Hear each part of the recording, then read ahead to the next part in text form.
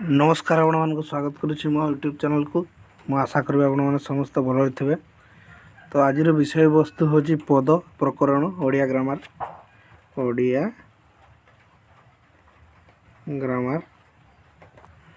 विषय वस्तु आज हूँ। तो सर्वप्रथम आप कहीदे बैकग्राउंड रे जो साउंड आसছে इग्नोर करेंगे। तो टॉपिक ऊपर को जीवा पद प्रकरण आज पद क्या कहुए लिख पद क्या कहुए ना सार्थक शब्द वाक्य रे व्यवहृत हेले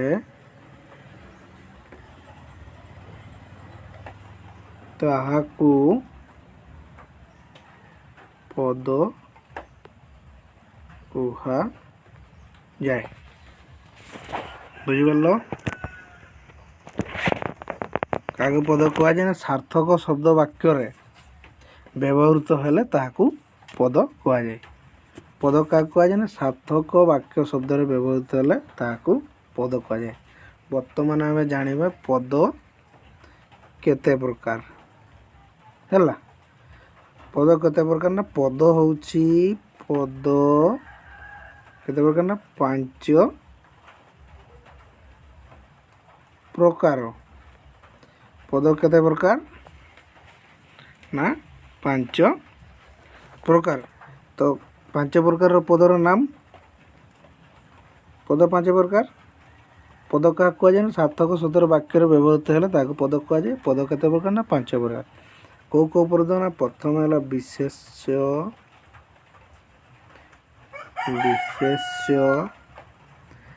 द्वितीय विशेषण तृतीय सर्वनाम चतुर्थ अव्यय क्रिया आगे कौन क्रिया। ओके तो जानीगले कह जान पद पद क्या कह जाए ना सार्थक शब्दर वाक्य व्यवहृत है ताकू पद कह जाए। पद केते प्रकार ना पद 5 प्रकार। कौ कौ पद ना विशेष्य पद विशेषण पद सर्वनाम अव्यय आउ क्रिया। तो आज विषय आज आम पढ़ा विशेष्य पद। आज कौ पढ़ा विशेष्य।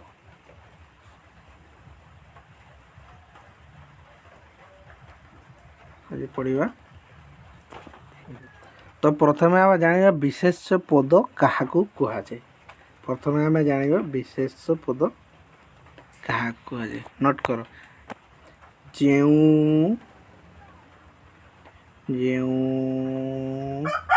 पद कौनसी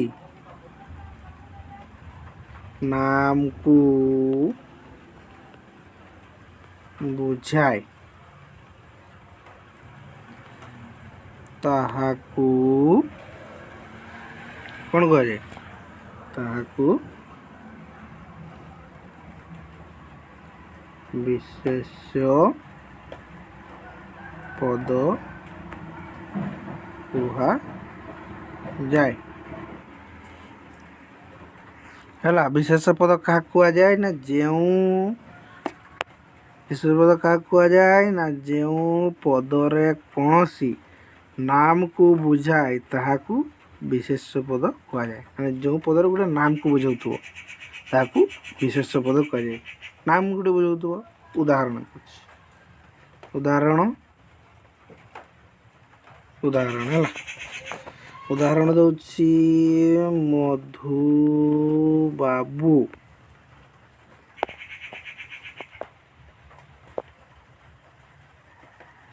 ओडिशार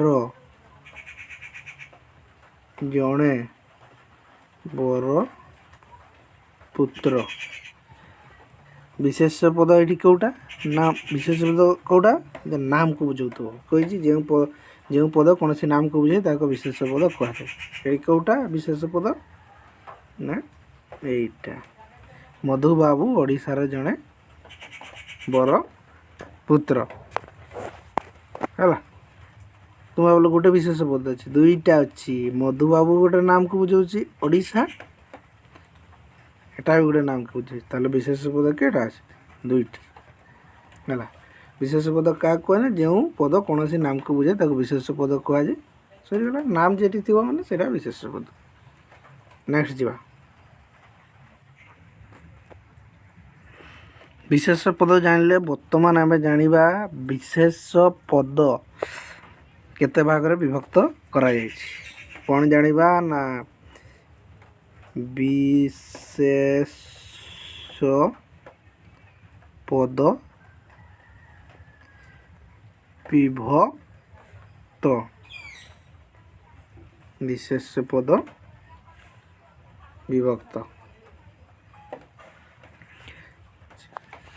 विशेष पद केते भाग रे विभक्त कराई ना 5 भाग रे विशेष पद को विभक्त कराई मन रख विशेष पद को 5 भाग रे विभक्त कराई और पद को भी 5 भाग रे विभक्त कराई है पदर 5 भाग रे विभक्त कराई कौन कौन विशेष विशेषण सर्वनाम अभय क्रिया और विशेष पद को 5 भाग रे विभक्त कराई से कौन कौन कौन ना नामवाचक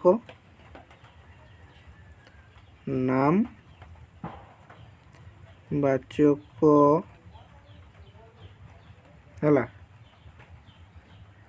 एटा है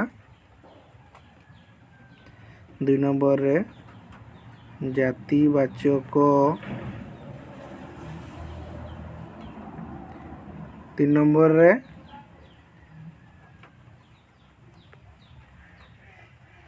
वस्तुवाचक 4 नंबर रे गुणवाचक आ गोटे यार अच्छी गुणवाचक आ गोटे अवस्था वाचक और 5टार क्रिया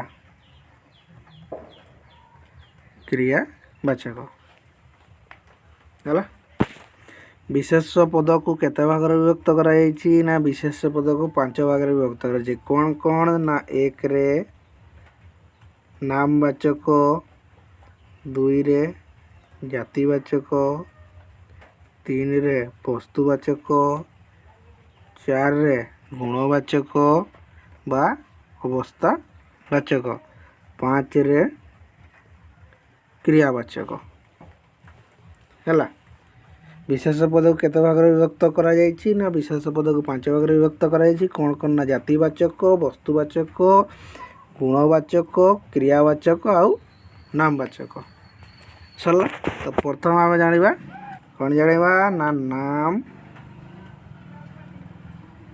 वाचक विशेष पद कौन है ओके नामवाचक विशेष या गोटे कौन कह जाए ना संज्ञावाचक विशेष पद तो बही देखिए आप संज्ञावाचक विशेष पद बा व्यक्तिवाचक विशेष पद थी तो नामवाचक विशेष पद मुझे सिंपल बुझे दूची ना जेऊ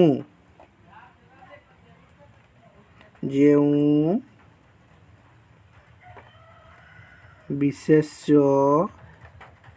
पद कौनसी निर्दिष्ट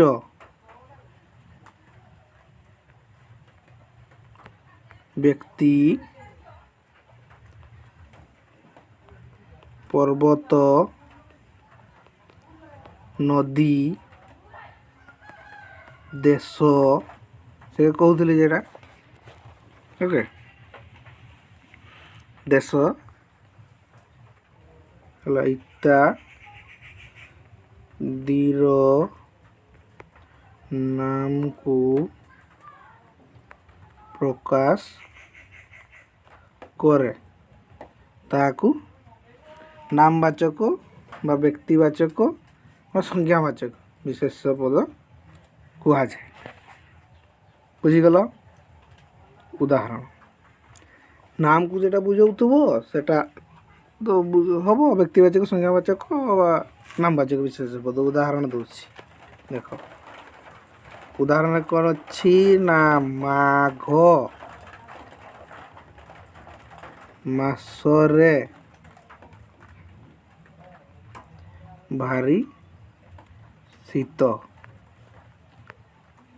हुए ये कह नामवाचक व्यक्तिवाचक संज्ञावाचक ये कौटा हम ना माघटा गोटे नाम है तो यहाँ हम संज्ञावाचक बा व्यक्तिवाचक बा नामवाचक विशेष पद आ गोटे उदाहरण दूसरी हिमालय भारतर उत्तर में अवस्थित ये कौटा हम नामवाचक हिमालय सेमती है तो नेक्स्ट जीवा सरला तार खत्म नेक्स्ट जीवा जातिवाचक जातिवाचक सिंपल रे बुझाई दूची जाति ओके जातिवाचक जो विशेष पद कौन सी जाति नाम को बुझाए है सिंपल जो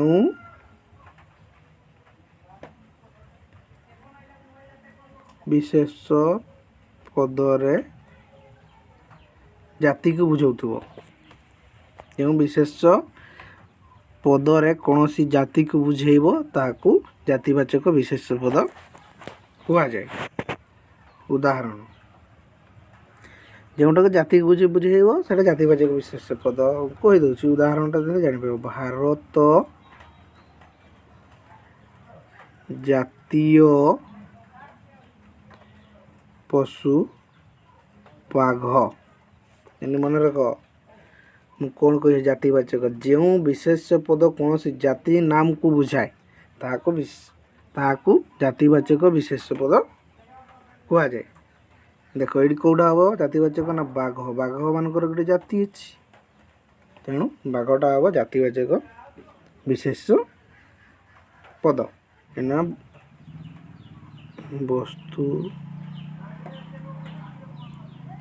वस्तुवाचक शुणु जो विशेष पद कौन सी वस्तु नाम को बुझाए ताकू वस्तुवाचक विशेष पद क्या कहुए मैंने जो विशेष पद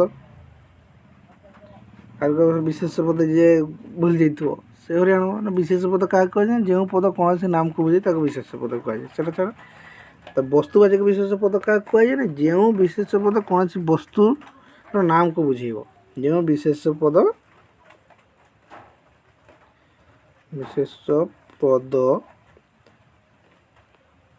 सिंपल लिखी दूसरी वस्तुर नाम को बुझेब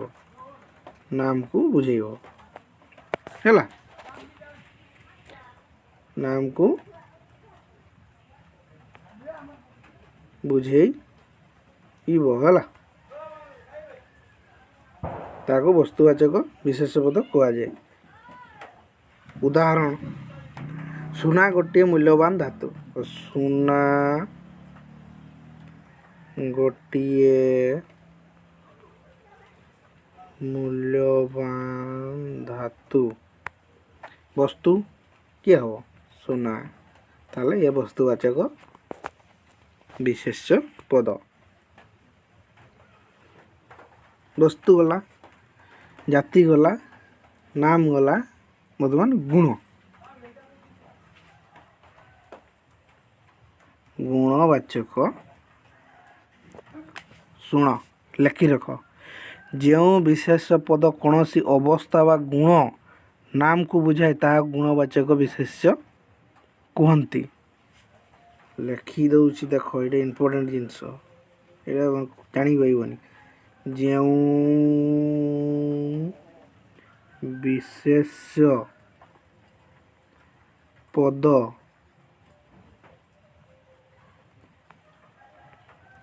कौन सी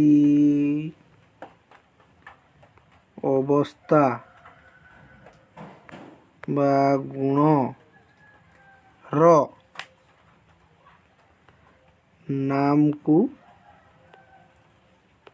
बुझाए ताको गुणवाचक विशेष्य कहते। आउ थरक जो गुणवाचक विशेष्य क्या कहते ना जो विशेष पद कौन सी अवस्था बा गुणर नाम को बुझाए ता गुणवाचक विशेष्य कहते। उदाहरणटा दूसरी देख गुरु को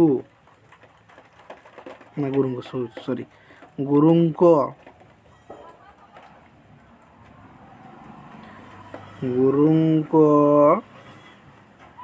ठारू भद्रता शिक्षा कर। देख गुरु को ठारू भद्रता शिक्षा कर ये गुणवाचक विशेष पद गुण कोटा गुण भद्रता भद्रता गोटे गुण एमती जापर ये टिके कन्फ्यूज होती छुआ। आ गोटे उदाहरण दूसरी ना पिला मानंकु भक्ति करिबा उचित गुण गुणटा कौन पिला मान गुणटा है भक्ति एमती जापर। ओके बर्तमान जा नेक्स्ट रे आपन को अछि क्रियावाचक लास्ट क्रियावाचक आपन को लास्ट पांचटा है गला। नामवाचक विशेष पद 5 भाग रे विभक्त को गला ना नामवाचक जातिवाचक वस्तुवाचक गुणवाचक। वर्तमान आसला आपन को क्रियावाचक।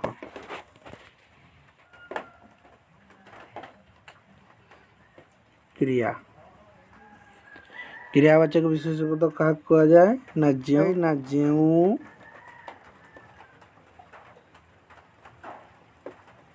विशेष पद कौनसी निर्दिष्ट क्रिया बा कार्यर